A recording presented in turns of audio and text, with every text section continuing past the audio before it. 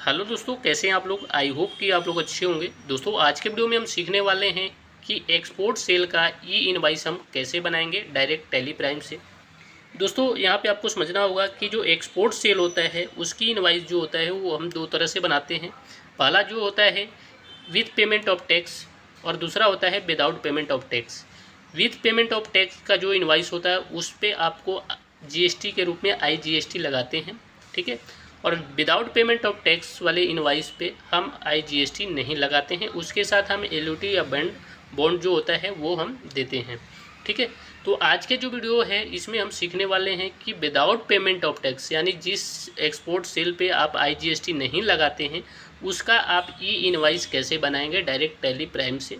और साथ में ये भी सीखेंगे कि इस इनवाइस को बनाने के लिए टैली में कौन कौन से ऑप्शन को आपको इनेबल करना पड़ता है। तो दोस्तों वीडियो को लास्ट तक जरूर देखिएगा। चैनल को सब्सक्राइब नहीं किया है तो प्लीज़ सब्सक्राइब द चैनल और बेल आइकन को दबाना बिल्कुल मत भूलिए।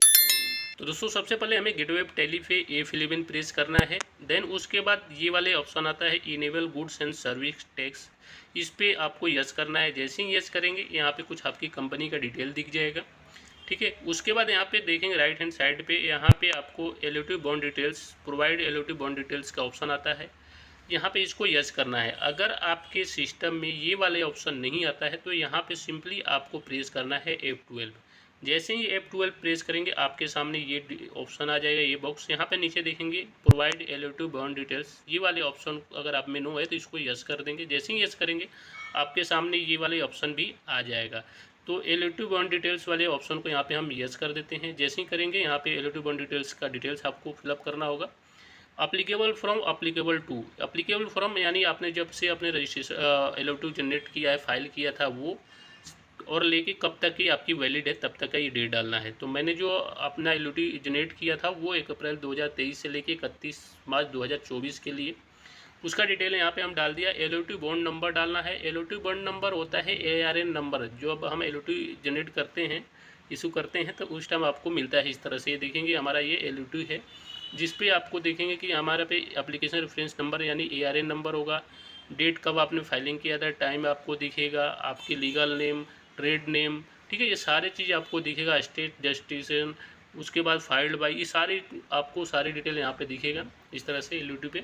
वो आपको यहाँ पे ARN नंबर यहाँ पे मेंशन कर देना है। करने के बाद इसको हम सेव कर देंगे।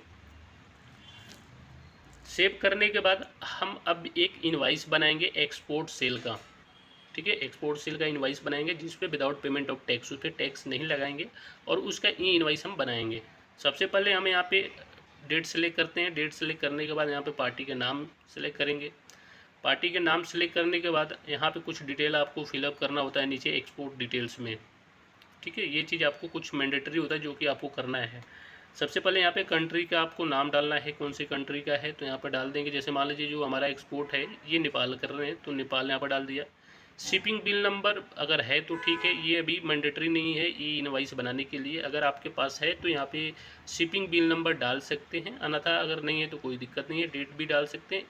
पोर्ट कोड जो है ये मेन इम्पोर्टेंट है।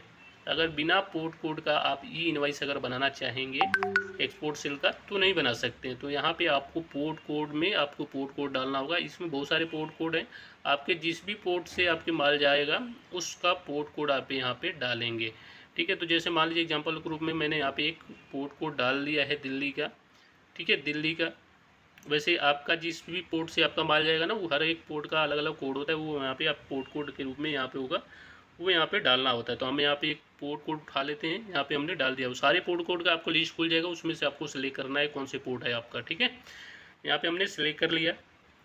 सेलेक्ट करने के बाद यहाँ पे आपको सेल का लेजर सेलेक्ट करना है, एक्सपोर्ट सेल या सेल गुड्स, दोनों में से कोई भी एक्सपोर्ट आप यहाँ पे सेलेक्ट कर सकते हैं। मैंने मान लीजिए यहाँ पे एक्सपोर्ट सेल का सेलेक्ट कर लिया। उसके बाद यहाँ पे आपको आइटम का नाम डालना है, मैंने यहाँ पे आइटम सेलेक्ट कर लिया। देन उसके बाद यहाँ पे हमें क्वांटिटी डालना है, कितनी पीस क्वांटिटी है, ठीक है। क्वांटिटी डालने के बाद यहाँ पे रेट आपको डालना है। सेम जैसे आप सिंपल इनवाइस बनाते हैं उसी तरह से आपको बनाना है। यहाँ पे as per master and company, as per master and company ऐसे ही रहने देना है। देन उसके बाद यहाँ पे आपको IGST नहीं लगाना है, क्योंकि आप विदाउट पेमेंट ऑफ टैक्स इसके साथ LOT लगा के भेज रहे हैं माल के साथ, इसलिए हम इस बिल पे हम IGST नहीं लगा रहे हैं। तो यहाँ पे हम IGST नहीं लगाएंगे। यहाँ पे हमारे कुछ लोकल फ्रेट लगे हैं, उसको हम यहाँ पे लगा देते हैं। फ्रेट चार्ज हमने यहाँ पे 1800 रुपये लगा दिया। देन उसके बाद यहाँ पे हमें प्रोवाइड GST ई इनवाइस डिटेल यहाँ पे पूछेगा। यहाँ पे वही डिटेल पूछेगा, एडिशनल डिटेल जो कि पीछे हमने दे दिया है। शिपिंग बिल नंबर आपके पास है तो ठीक है, नहीं है तो कोई ज़रूरत नहीं है, मैंडेटरी नहीं है। डेट डालना है, पोर्ट कोड डालना है। मेन इसमें जो ई इनवाइस बनाने के लिए है ना, वो पोर्ट कोड काफ़ी इंपॉर्टेंट है, उसके बिना आप नहीं बना सकते। उसके बाद बिल टू प्लेस, यहाँ पे बिल टू प्लेस में हमने नेपाल कर दिया, शिप टू प्लेस में हमने यहाँ पे नेपाल कर दिया। देन उसके बाद यहाँ पे सिंपली हम इसको एक्सेप्ट करेंगे, बिल को हम सेव करेंगे। जैसे ही हम इसको सेव करते हैं तो आपसे जैसे कि जनरली सब जो भी इनवाइस बनाते तो आपसे पूछता है कि do you want to generate e invoice, इस तरह से। तो आपको यहाँ पे यस करना है, आपको बनाना है तो ठीक है। जैसे ही यस करेंगे, आपकी जो ई इनवाइस होता है, अगर किसी तरह का कोई एरर आता है तो आपके सामने एरर दिख जाता है कि हाँ आपकी इनवाइस में किसी तरह कोई एरर है, उसको सुधारिए। फिर उसके बाद आप इसकी इनवाइस बना सकते हैं। तो यहाँ पे जैसे हमने यस किया, हमारे इनवाइस में किसी तरह का कोई एरर नहीं था। हमारा जो देखेंगे इनवाइस, हमारा इनवाइस है वो जनरली बन गया है।